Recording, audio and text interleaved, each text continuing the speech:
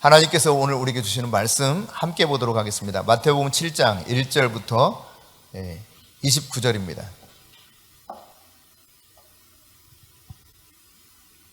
우리 함께 말씀을 받도록 읽겠습니다. 비판을 받지 아니하려거든 비판하지 말라. 너희가 비판하는 그 비판으로 너희가 비판을 받을 것이요 너희가 헤아리는 그 헤아림으로 너희가 헤아림을 받을 것이니라. 어찌하여 형제의 눈 속에 있는 티는 보고 내 눈 속에 있는 들보는 깨닫지 못하느냐. 보라, 내 눈 속에 들보가 있는데 어찌하여 형제에게 말하기를 나로 내 눈 속에 있는 티를 빼게 하라 하겠느냐. 외식하는 자여, 먼저 내 눈 속에서 들보를 빼어라. 그 후에야 밝히 보고 형제의 눈 속에서 티를 빼리라. 거룩한 것을 개에게 주지 말며 너희 진주를 돼지 앞에 던지지 말라.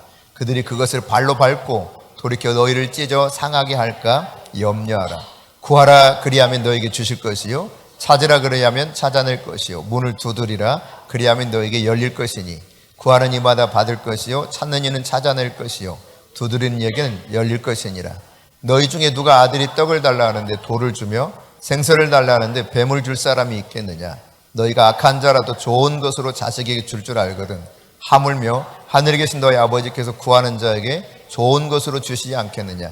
그러므로 무엇이든지 남에게 대접을 받고자 하는 대로 너희도 남을 대접하라. 이것이 율법이요 선지자니라. 좁은 문으로 들어가라. 멸망으로 인도하는 문은 크고 그 길이 넓어 그리로 들어가는 자가 많고 생명으로 인도하는 문은 좁고 길이 협착하여 찾는 자가 적음이라. 거짓 선지자들을 삼가라. 양의 옷을 입고 너희에게 나아오나 속에는 노략질하는 일이라. 그들의 열매로 그들을 알지니 가시나무에서 포도를 또는 엉겅퀴에서 무화과를 따겠느냐.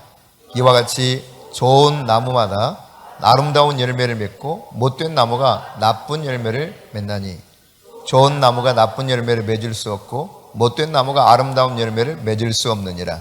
아름다운 열매를 맺지 아니하는 나무마다 찍혀 불에 던져지느니라.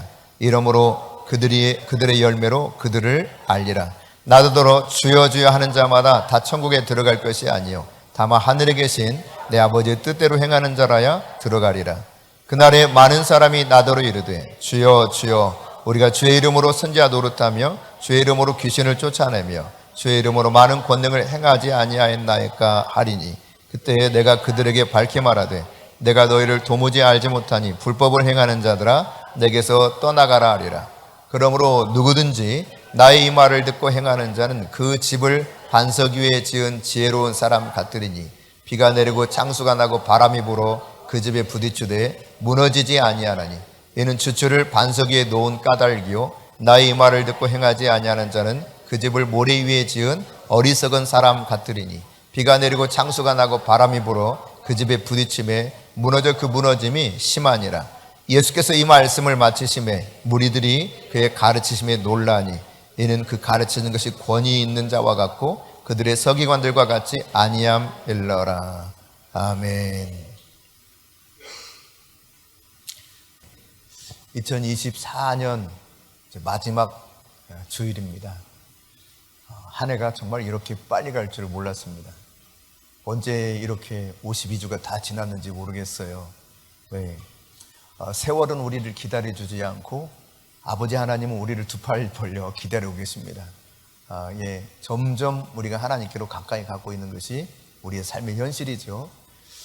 그럴 때 이제 우리가 하나님의 말씀을 경청할 필요가 있는 것은 그분은 공의로우셔서 어느 순간 우리가 그 앞에 섰을 때 하나님이 우리에게 말씀하셨어요. 낱낱이 우리가 행한 것들을 다 짓고 하는, 하나도 감추지 않고 다 아뢰어야 되는 그때가 온다는 거예요. 그런 측면에서 보면 이제 이 예수님의 말씀을 통해서 우리가 어떻게 인생을 살아가야 될 것인가를 다시 한번 생각해 보았으면 좋겠습니다. 오늘 마태복음 7장은 예수님 산상수훈 가운데 마지막 부분이기도 하죠. 예수님께서 오늘 이 말씀을 통해서 먼저 우리에게 명령하시는 것 가운데 하나는 비판하지 말라는 것입니다. 오늘 1절 말씀 다시 한번 보십시다. 같이 읽습니다. 비판을 받지 아니하려거든 비판하지 말라. 2절 너희가 비판하는 그 비판으로 너희가 비판을 받을 것이요 너희가 헤아리는 그 헤아림으로 너희가 헤아림을 받을 것이니라. 분명히 주님은 이렇게 말씀하셨어요. 비판하지 말라. 그러나 여러분, 우리가 알아야 될 사실 가운데 하나는 옳고 그름을 판단하는 것을 금지하는 것은 아닙니다. 우리가 오해할 수 있는데 그런 말씀은 아니에요.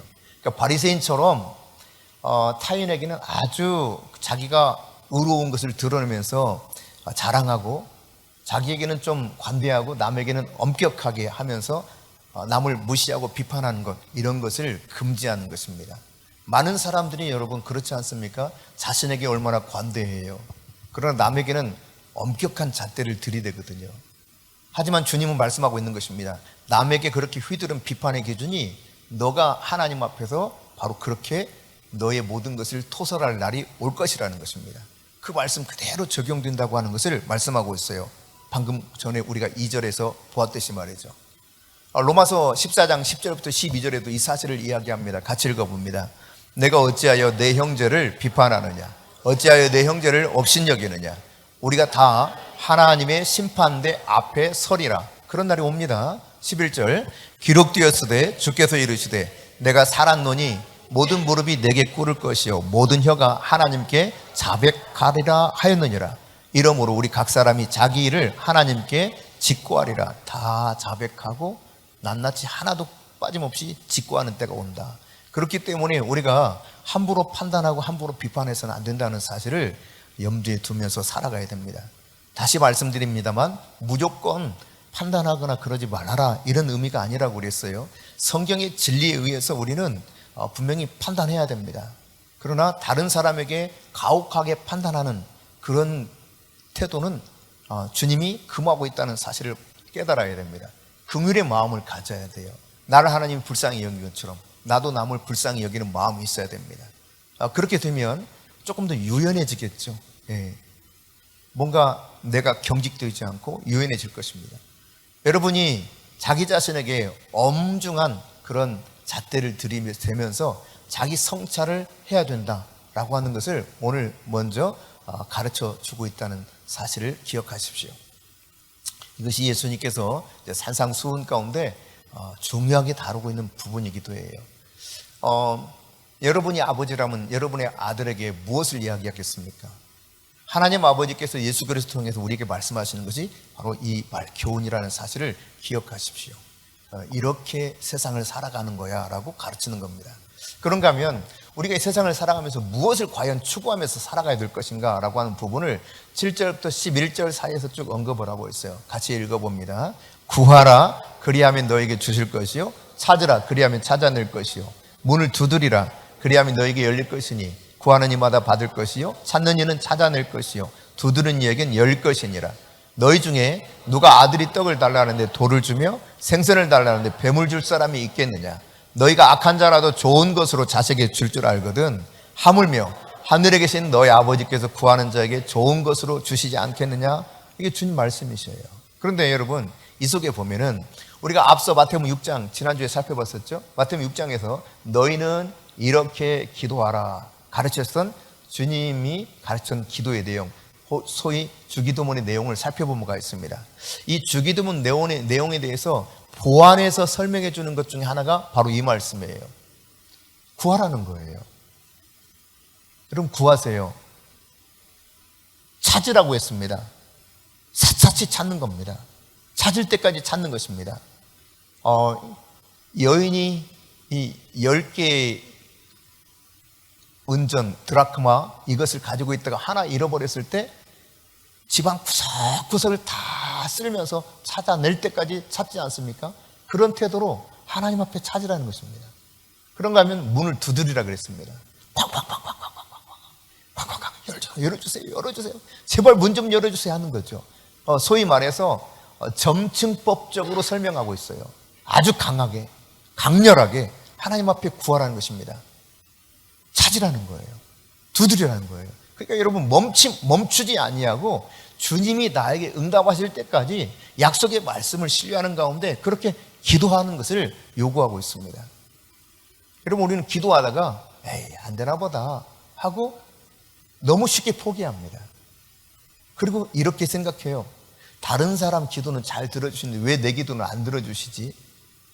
주님이 너는 예외적으로 안 들어줄 거야 라고 말씀하지는 않으셨어요. 다만 주님께서는 주의 뜻대로 구하도록 하셨고, 우리가 정말 진리에 입각해서 구하기만 하면, 무엇이든지 원하는 대로 구하면 다 받을 것을 약속해 주셨습니다. 너희가 지금까지는 구하지 아니하였으나 이제부터는 내 이름으로 구하라. 그리하면 받으리니 너희 기쁨이 충만하리라. 주님의 약속 아닙니까? 주님이 말씀하셨어요. 오히려 구하는 것을 주심으로 인해서 하나님이 영광을 받으시기 때문에 구하라고 말씀하십니다. 너희 이렇게 기도하라 그랬는데 왜 하필 다시 또다시 이것을 강조하면서 6차례나 구하라 찾으라 두드리라, 또다시 구하라 찾으라 두드리라 하겠어요? 그것도 점층적으로 더 강력하게 구하도록 요구하냐 말이죠. 하나님이 반드시 주신다는 약속입니다. 들어주신다는 거예요. 그러므로 여러분이 아버지 하나님을 신뢰하고 구하십시오. 아들이 달라는데, 아들이 떡을 달라는데 돌을 준 그런 부모가 있겠냐는 것입니다. 생선을 달라는데 뱀을 줄 부모가 있겠냐, 이렇게 말씀하고 있어요.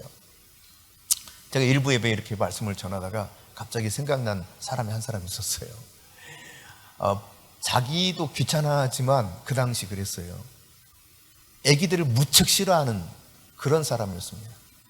귀찮아해요, 애들을.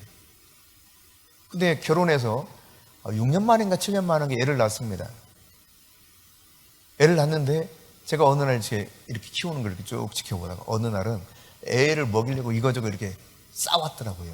근데 보니까 막 소고기를 잘 갈아가지고 그 막 잘 준비해서 애가 어떻게 해서라도 참 잘 먹고 건강하게 크도록 하기 위해서 이걸 준비해가지고 온 거예요. 자기는 그거 안 먹더라도, 못 먹더라도 애한테는 좋은 걸 먹이려고.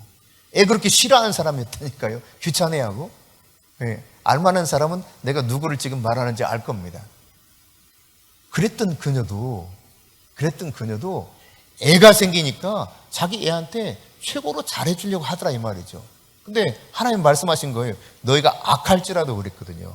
근데 이 말씀을 상세하게 이제 우리가 생각해 보면은 헬라어 직역 성경에 이렇게 되어 있습니다.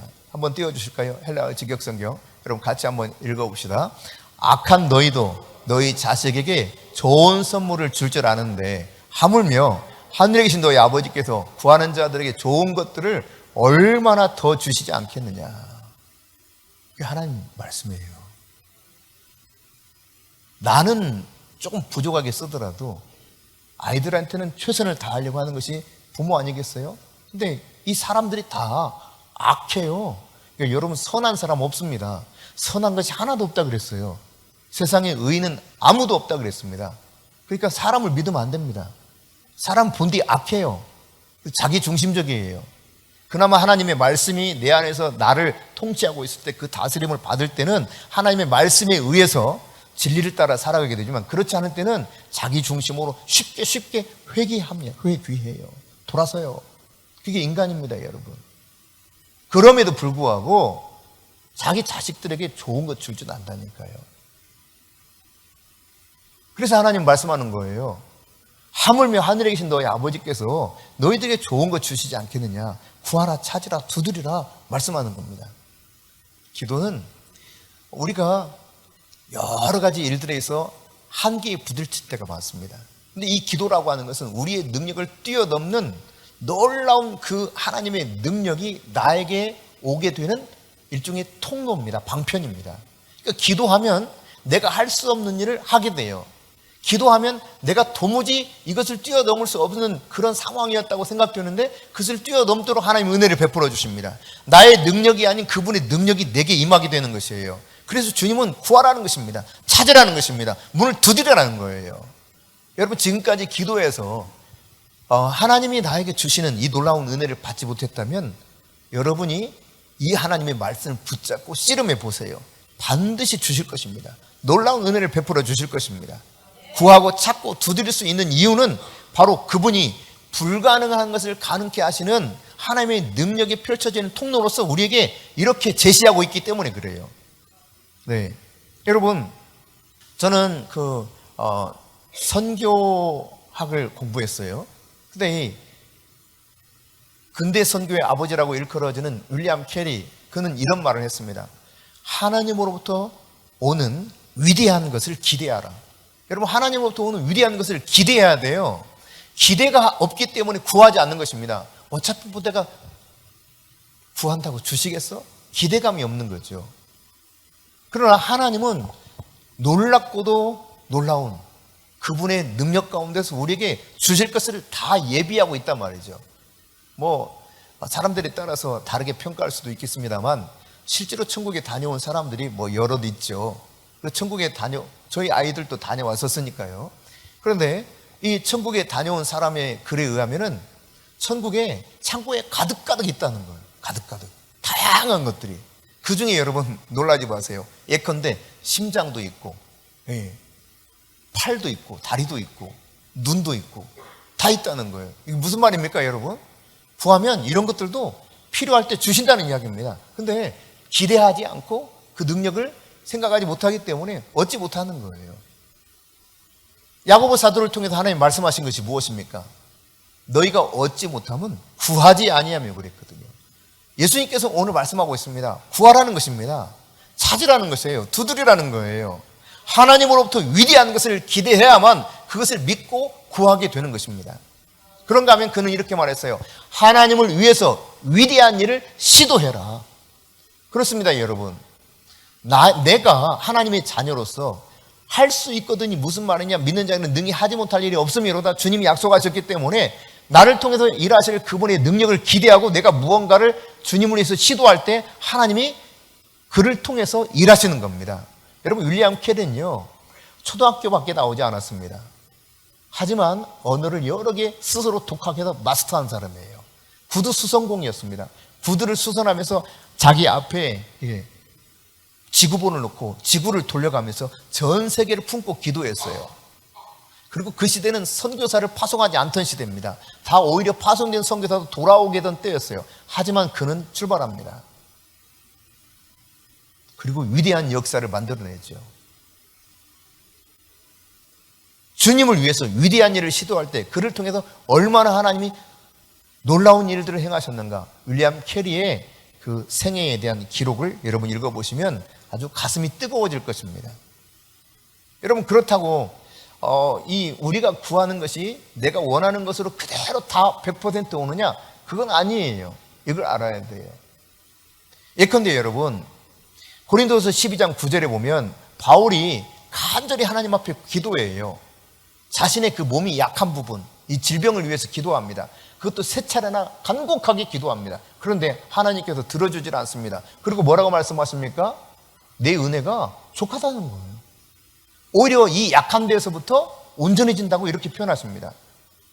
여러분, 약한 것에 대해서 자랑하게 되는 때가 온다고 하면서 바울이 구한 것을 거절하셨어요. 그러니까 여러분, 거절하는 것도 뭐예요? 응답입니다. 구하는 것에 대한 응답이에요. 그런데 이 거절이 나쁜 것처럼 여겨지잖아요. 그렇지 않습니다. 하나님이 보았을 때 이것이 가장 좋은 것인 거예요.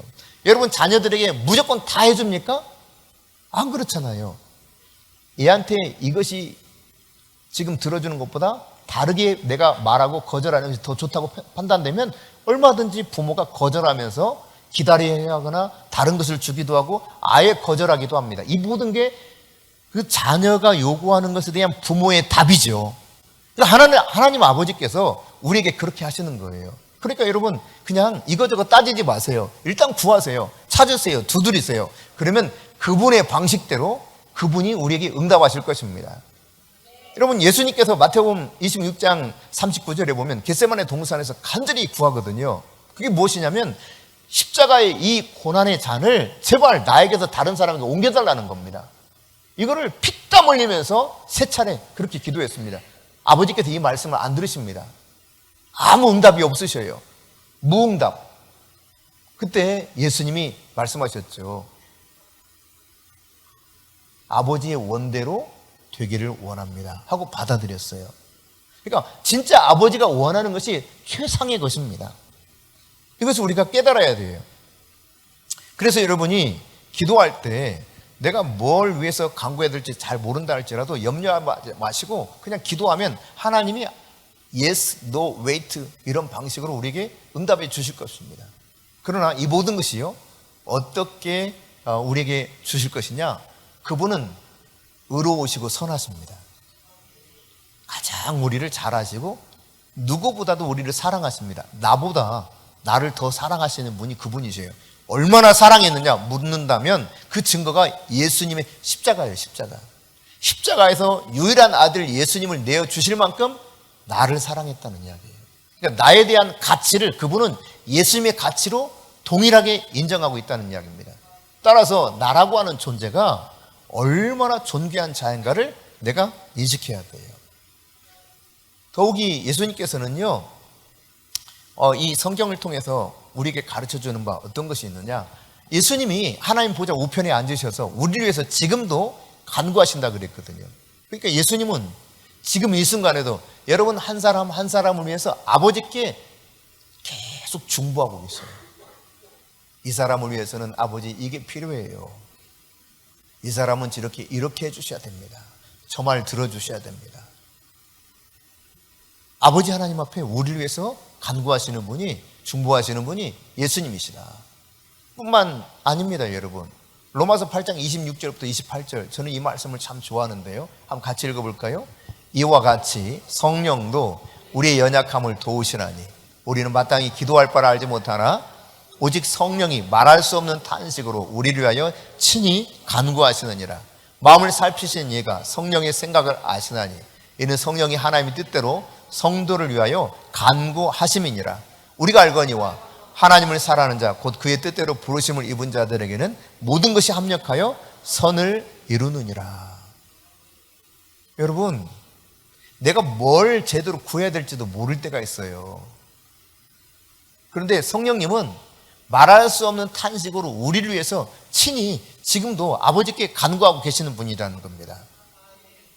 그러니까 내가 설령 잘못된 것을 구해도 아버지의 뜻을 아시는 성령님은 이것을 지금 저 아이가 이렇게 말하고 있는데 아버지 진짜 원하는 것은 그것이고 저 아이한테는 이것이 더 합당해요 라고 하나님께 다 알고 계시는 거예요. 하나님을 사랑하는 자 곧 그의 뜻대로 부르심을 입은 자들에게는 모든 것이 합력하여 선을 이루느니라. 협력이 아닙니다. 합력입니다. 협력은 내가 뭔가를 협력해야 되는 것처럼 느껴지죠. 그런 의미가 아니에요. 하나님은 우리의 실수와 허물도 합력해서, 그분이 합력해서 선을 이루시는 거예요. 제가 이제 대학을 다니다가 너무 재미없게 다녔죠. 본래 대학을 가고 싶은 생각도 없었고 억지로 그냥 남들 다 가니까 할 일이 없고 괜히 남들 다 가는데 안 가면 좀 그렇고 해가지고 어쩔 수 없이 대학을 갔어요. 다니는 것이 그러니 얼마나 성실하게 다녔겠어요. 말도 안 되죠. 성실하게 다니다는 그 자체가. 그러다가 때려치우려고 자퇴를 하려고 했다가 군대 이 복무 기간 단축할 수 있는 교련 훈련을 받았기 때문에 그것도 돈 내고 다 한 거 아니에요? 그러니까 3개월 짧게 받을 수 있는 거 포기할 수 없어서 1.5개월이구나. 내가 2학년 1학기 때 그랬으니까 1.5개월 그러니까 45일 단축되는 그것 때문에 제가 자퇴하지 않고 교수님한테 이렇게 말려 들어가 가지고 휴학을 하고 갔어요. 사실 다 포기하고 간 거죠.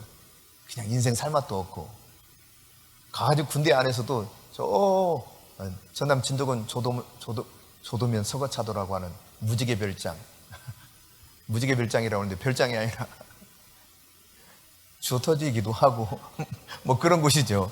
별장은 그런 곳입니다. 아무도 몰라요. 주워 패도요.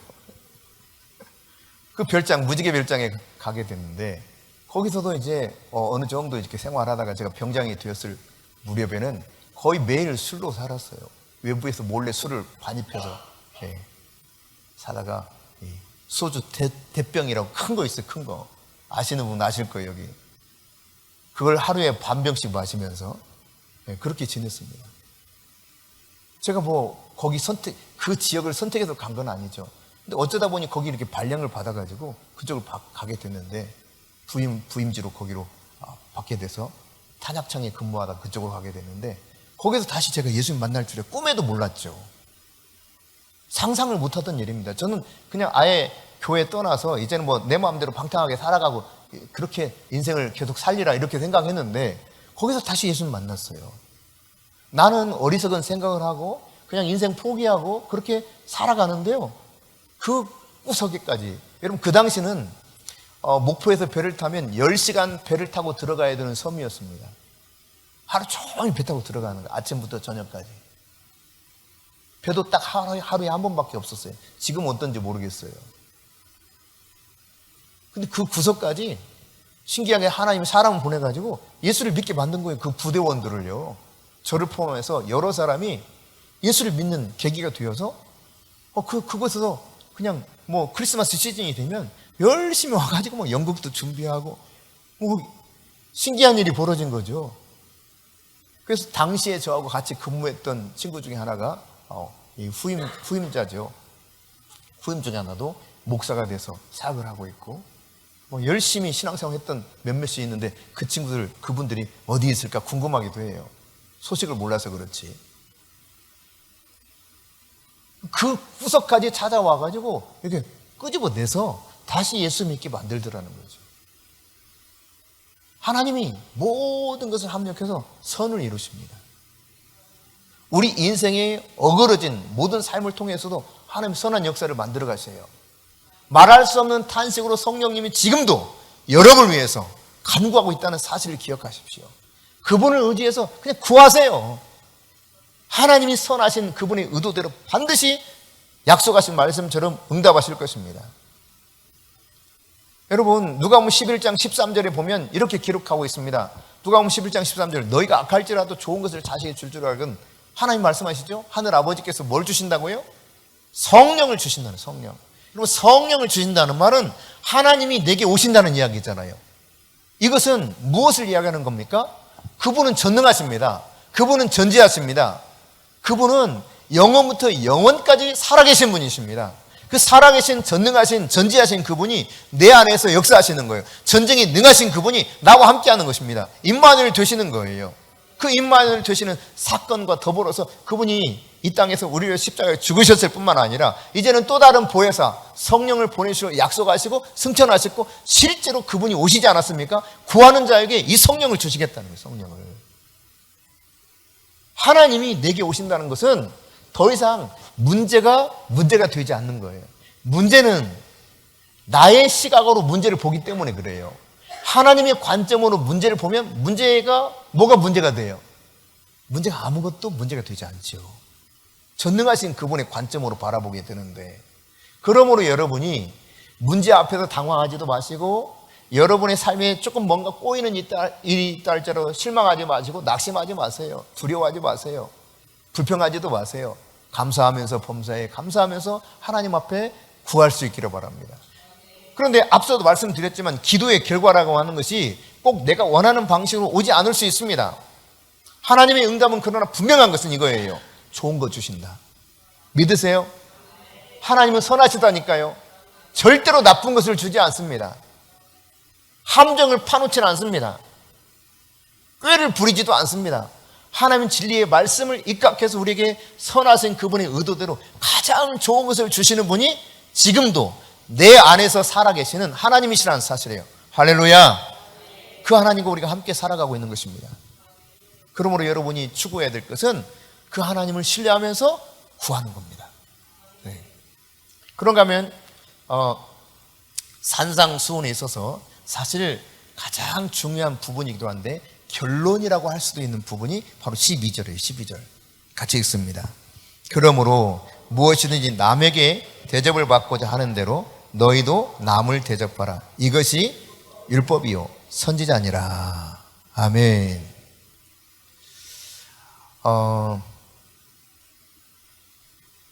오늘 주님께서 마태복음 5장, 6장, 7장을 통해서 가장 중요한 주님의 가르침 핵심을 이렇게 압축해서 가르쳐주고 계시다고 했는데 5장 17절부터 7장 11절까지의 결론적인 부분이 이 말씀입니다. 그러므로 라고 하는 이 단어는요, 앞에 부분을 다 받아서 결론 짓는 이야기잖아요. 오늘 앞부분을 다 받아서 결론적으로 말씀하시는 이 결론부에 주님께서 말씀하시는 것은 남에게 대접을 받고자 하는 대로 너희도 남을 대접하라는 거예요. 이것을 소위 황금률이라고 그러죠. 황금률.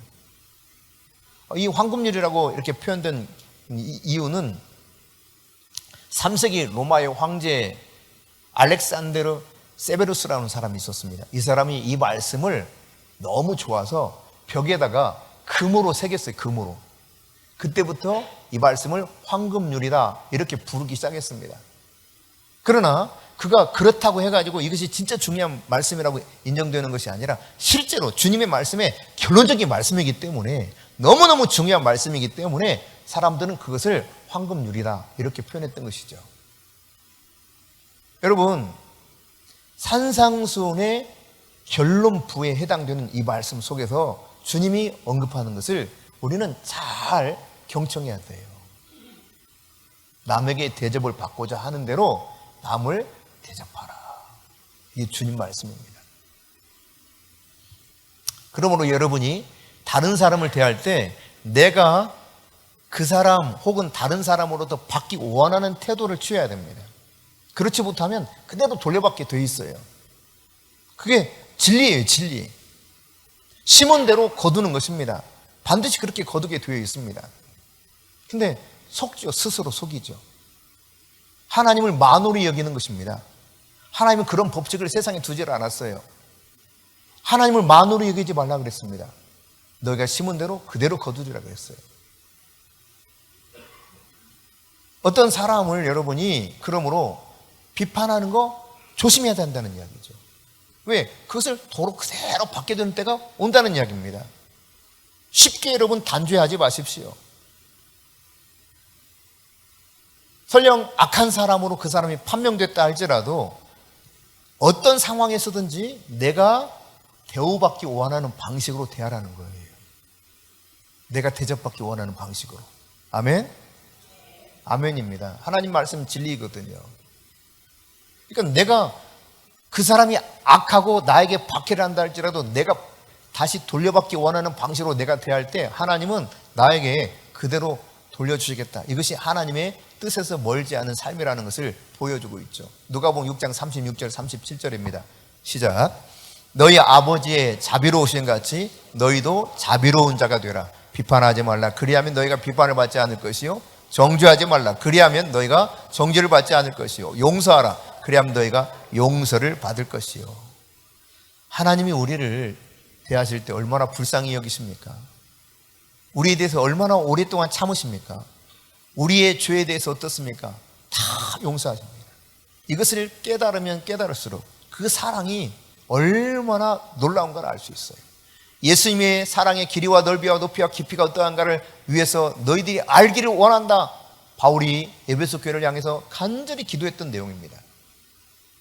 그것을 왜 알기를 원하는 것입니까? 이걸 알아야 내가 그 구원의 감격으로 살아갈 뿐만 아니라 그 은혜 속에서 내가 다른 사람에게 새 계명을 우리에게 주신 주님의 말씀처럼 요한복음 13장 34절에 내가 너희에게 새 계명을 주느니 뭐라고 그랬습니까? 내가 너희를 사랑한 것처럼 너희도 서로 사랑하라 그랬어요. 이 사랑은요 그냥 저 사람이 나에게 잘해준 만큼 내가 잘해줄게 이런 거 아니지 않습니까?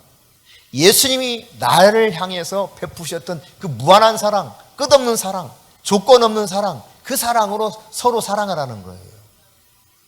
그러니까 우리가 이 말씀 앞에서 정말 낮아질 수밖에 없어요. 남을 내가 어떻게 대할 것인가를 분명히 보여주는 것입니다. 끝없이 용서하고 끝없이 사랑할 수밖에 없습니다. 제가 얼마 전 저에게 12시 넘어서 문자를 네 번 이렇게 네 차례 온 친구가 있었어요. 근데 좀 좋지 않은 그런 문자였죠. 제가 그 다음날 그걸 보고 제가 하나의 카톡을 보내줬습니다. 주님의 말씀을 보내줬어요. 그 말씀을 통해서 나도 너를 이렇게 생각하고 있다. 표현한 거죠. 여러분 우리는 다 실수가 있고 허물이 있습니다. 여러분 어때요? 저는 실수하고 허물도 있거든요. 그러나 주님이 나를 용서해 주시고 나를 받아주셔요. 나를 부족하지만 사용하셔요. 그 은혜가 누구에게나 있는 것입니다. 그러니까 여러분이 주님으로부터 용서받은 그 은혜와 감격대로 살아가는 거예요.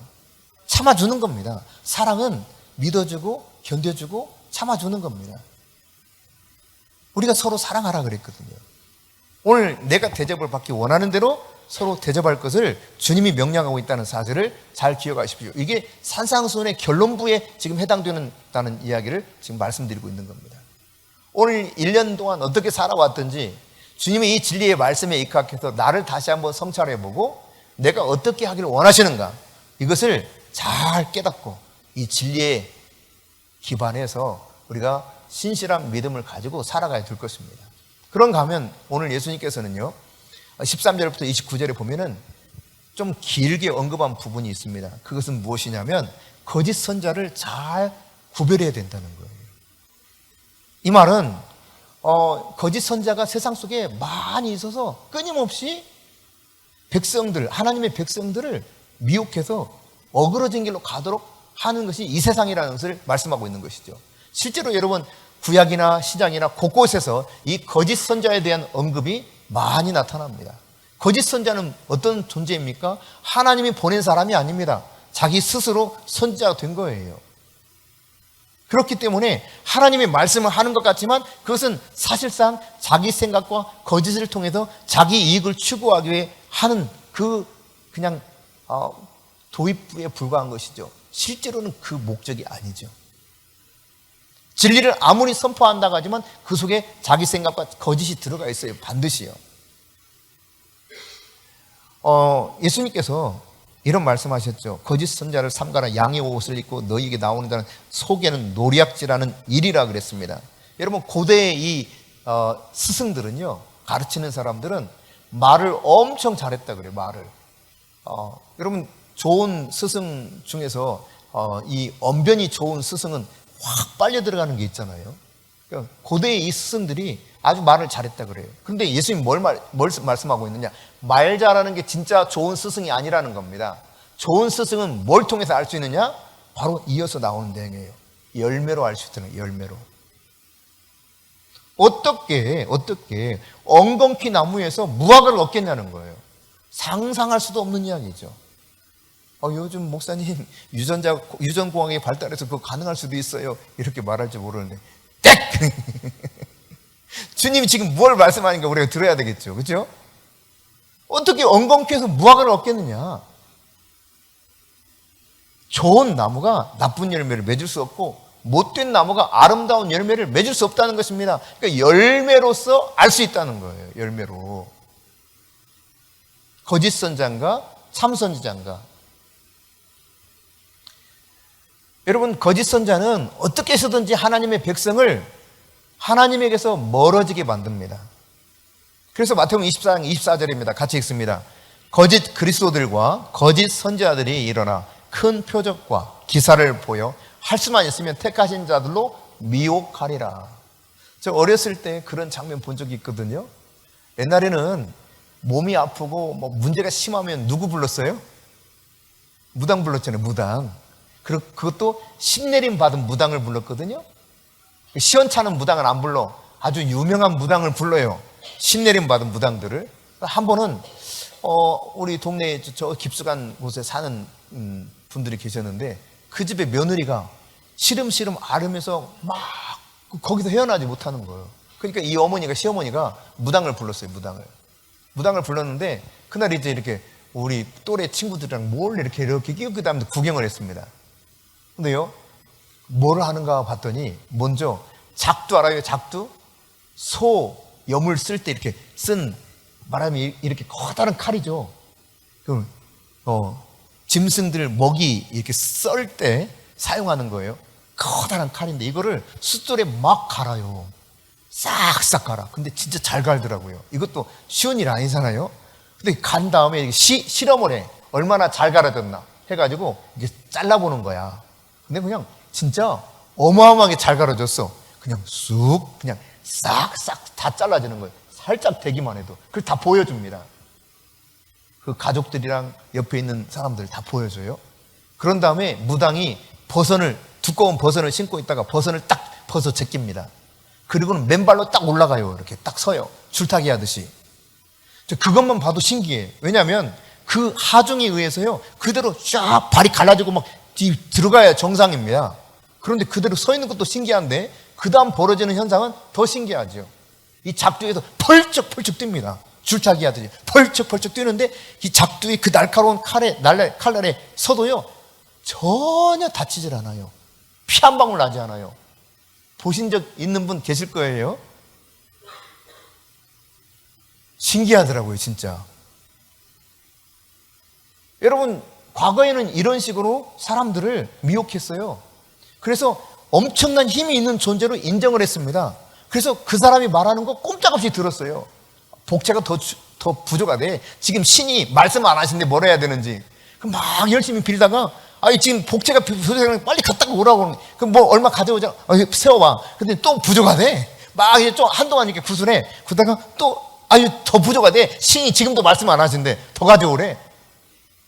그래가지고 이제 어느 정도 양이 차면 그때 이제 뭐라고 해요. 예컨대 그냥 이런 거죠. 동으로 가지 말았어야지. 왜 동으로 가지고 그딴 어려움 속에 빠지는 거야? 서쪽으로 갔어야지. 뭐 이런 거죠. 근데요, 여러분, 오늘날에 상당히 많은 사람들이 그리스도처럼 행세합니다. 선지자처럼 행세합니다. 그 대표적인 것이 말하자면 우리나라의 신천지, 하나님의 교회들, 뭐 이런 것들이죠. 여호와의 증인은 뭐 이제 그냥 미미한 세력에 불과하고요. 얼마나 다양한 방식으로 사람들의 영혼을 미혹하는지 모릅니다. 내가 관심 있는 것, 내가 원하는 것을 향해서 탁탁탁 맞춤 형식으로 탁탁탁 찾아와요. 제가 어느 날 한 몇 년 전에 2, 3년 전에 저 추어탕 먹으러 혼자 간 적이 있어요. 추어탕을 먹고 있는데 옆 테이블에 두 사람이 앉아서 이야기 나누더라고요. 근데 이게 소리가 들리잖아요. 가까우니까. 중국어를 한 사람은 가르친다고 그러고 중국어 한 사람은 배우는 사람이야. 너무 신났어, 막, 이 배우는 사람이. 근데 제가 딱 느낌이, 이거 신천지구나. 벌써 딱 그게 느껴지더라고요. 신천지구나. 중국어 배우기 원하는 이걸 욕구를 안 거예요. 이 욕구에 맞춰서 맞춤 형식으로 달려든 거죠.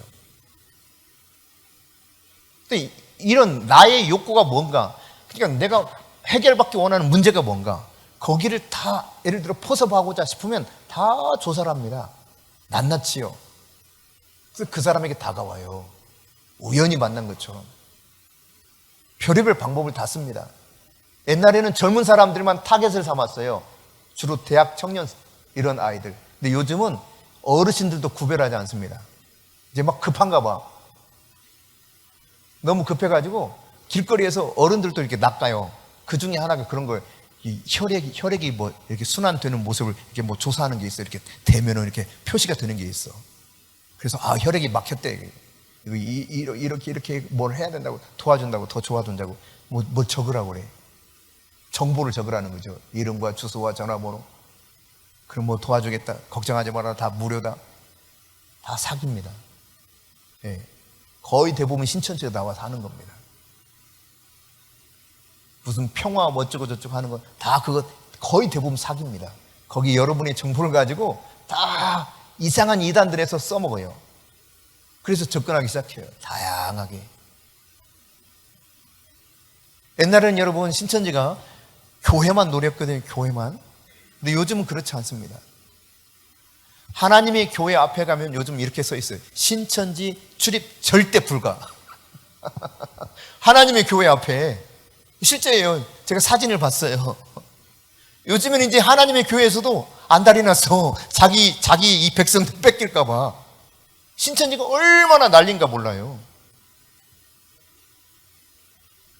여러분 좀 이게 뭐 약간 길어졌습니다만 능력이 나타난다고 다 내가 믿어야 되는 거 아니다는 사실을 기억해야 됩니다.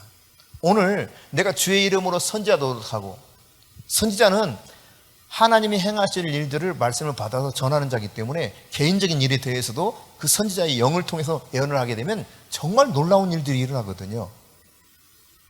주의 이름으로 선지자 노릇하고 주의 이름으로 귀신을 내어쫓고 주의 이름으로 많은 일을 행했다는 거예요. 근데 예수님 뭐라고 말씀하십니까? 나는 너희를 도무지 알 수 없다는 거예요. 이 불법을 행하는 자들아, 그랬습니다. 오직 하나님 아버지 앞에 갈 수 있는 자는 누구냐? 아버지의 뜻대로 행하는 자라만 아버지 나라에 갈 수 있다는 것입니다. 그러니까 그의 삶을 통해서, 그의 열매를 통해서 알 수 있는 것이요, 능력의 출처가 무엇인가가 중요한 것입니다. 여러분, 사단의 수하에 놓여 있는 모든 잡다한 내가 그리스도라고 하는 자들, 그 중에 이제 이만희가 대표적이죠, 우리나라에서는.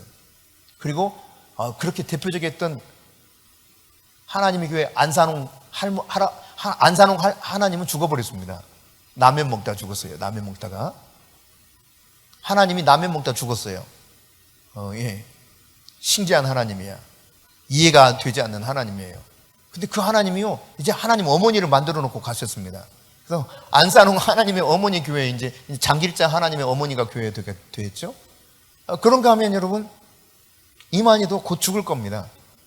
예, 영생불사한다고 하는데, 그를 따르는 자들 14만 4천이 모이면 영생불사한다는데 아마 곧 죽을 겁니다. 그러면 이제 또 다른 해교한 논리를 펼쳐서 어떻게든 유지해 가려고 하겠지만, 그러나 분명한 사실은 죽음이 다가오고 있죠. 혹시 몰라요, 동일하게 라면 먹다가 죽을지. 근데 여러분, 그들도요, 말을 잘해요. 그리고 때로는 능력도 나타날 수 있습니다. 사단의 수하에 있는 자들이 능력을 나타낼 수 있다는 사실을 여러분 인정합니까? 네, 사탄도 아주 힘 있는 자거든요. 우리가 1대1로 사탄을 대한다? 이거 게임이 되지 않습니다. 내가 예수 그리스도 안에 있기 때문에 보호를 받고 예수 그리스도 이름으로 대적할 수 있는 거지, 우리가 함부로 대할 수 있는 존재가 못 돼요. 근데 그를 따르는 자에게 그가 능력도 준다는 이야기죠.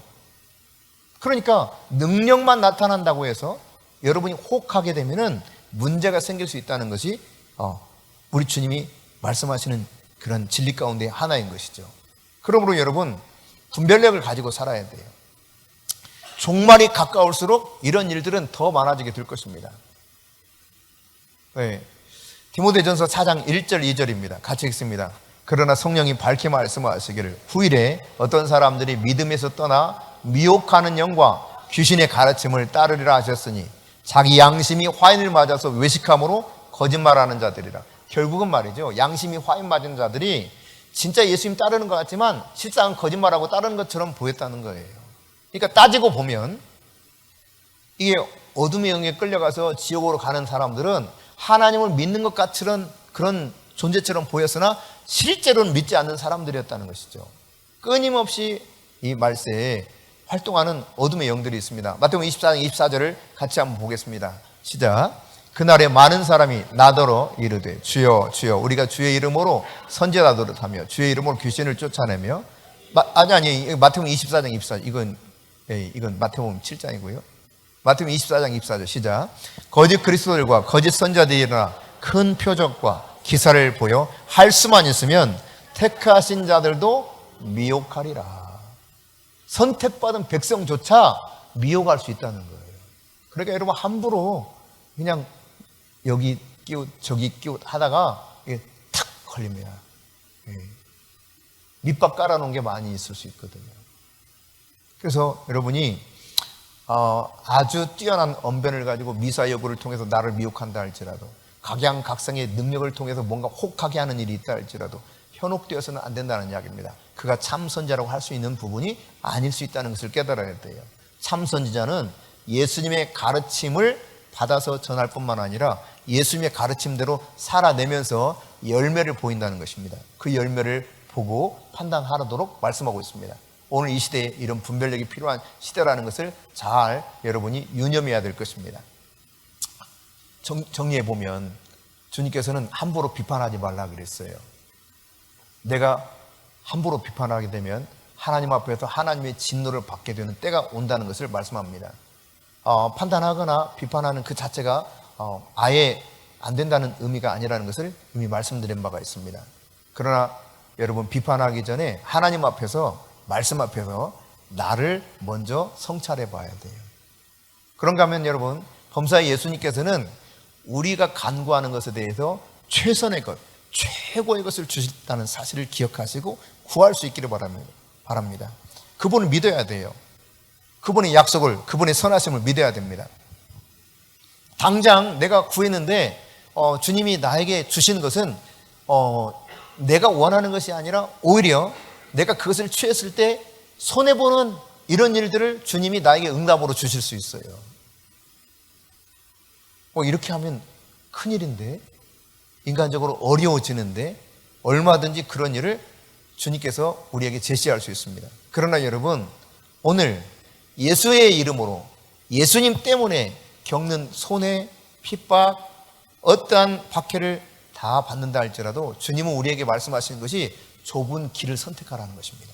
좁은 문으로 들어가라고 말씀하고 있어요.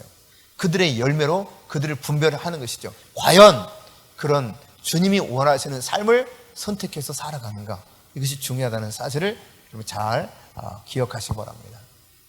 한편 살펴보지 않았습니다만 그 이후에 우리가 살펴보는 내용들이 바로 13절 이하의 좁은 길로 들어가라고 거짓 선자들에 대한 이야기를 하는 가운데 예수님께서 하시는 말씀 중에 하나가 이것입니다. 사람들이 막 우르르 몰려가는 것이 여기에 진짜 모든 좋은 것들, 옳은 것들이 있는 거 아니라는 거예요. 많은 사람들이 가는 길이 그런 길이 아니라는 거예요. 많은 사람들은 모래 위에 집을 짓더라는 것입니다. 반석 위에 집을 짓는 자는 흔치 않더라는 거예요. 좁은 길, 좁은 문을 선택해서 정말 주님이 원하시는 반석과 같은 믿음 안에서 그분이 무슨 말씀을 하시든지 그대로 믿고 행하는 그런 가운데 살아가는 자는 흔치 않더라는 거죠.